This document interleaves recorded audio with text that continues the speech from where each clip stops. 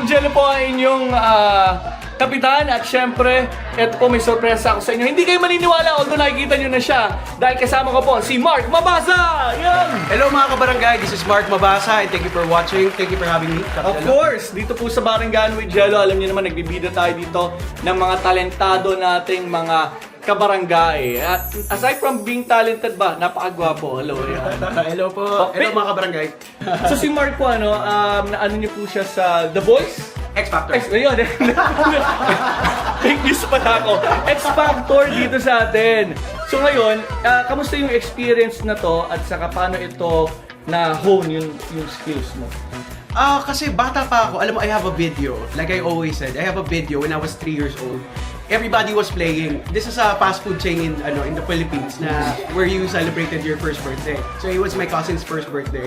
So everybody was playing the whole time they were playing. The video was like just recording the whole time.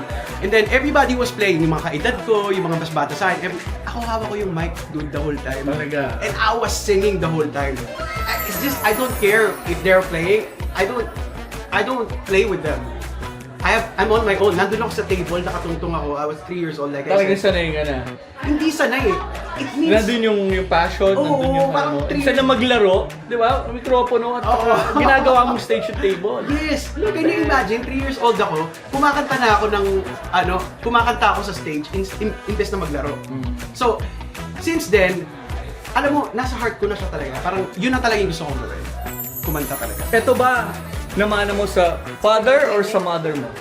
Both. Yes, my mom and dad are both singers. Yes, so siguro nakikita ko sa kanila, kumakanta sila. So, siguro nainganyo ako na parang gusto kong gawin yan, gusto ko yan. Talagang it-runs in the family. Yes, yes. And then yung X Factor journey dito, paano nito nabago yung buhay? Malaking bagay to. Kasi, since I joined X Factor, maraming doors yung nag-open sa akin.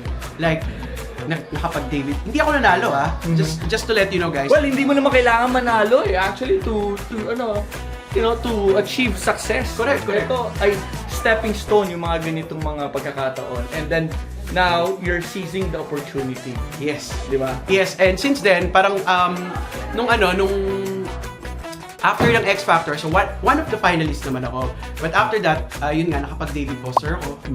Yeah, so David Foster and yes, Friends. Yes, I'm one of the friends. Of course, ang kasama ko lang naman, dude, Boys Sino? II Men.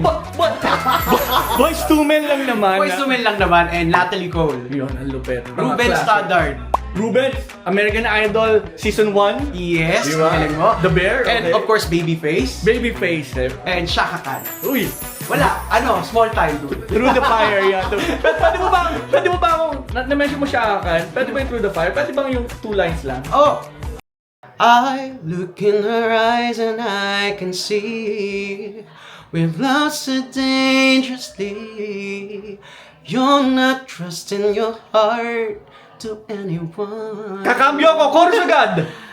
Through the fire, to the limit, to the wall. For a chance to be with you, I gladly risk it all. Ang lupet! Alam nyo, goosebumps pag lalo. Siguro yung boses niya, quality ng boses niya, nagtatranscend sa inyong mga video screen ngayon, sa inyong mga monitors. Pero lalo na pagkakasama niyo siya ngayon, tatayo balahibo ninyo. Hindi ko alam kung haunted kung Baka nawiiwi ka lang.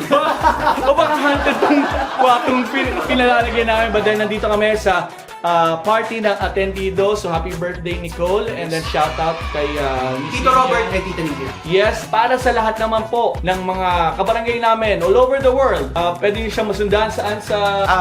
Just type in my name, Mark Mabasa. Lahat po ng social medias ko is under the name Mark Mabasa. And of course, mga kabarangay, thank you so much for having me. Stay safe, God bless, I love you. And then, of course, you have a show also with Alisa. And then, promote mo na. It's called X Factor Philippines meets X Factor UK. Magkakaroon po kami ng show dito sa Bay Area.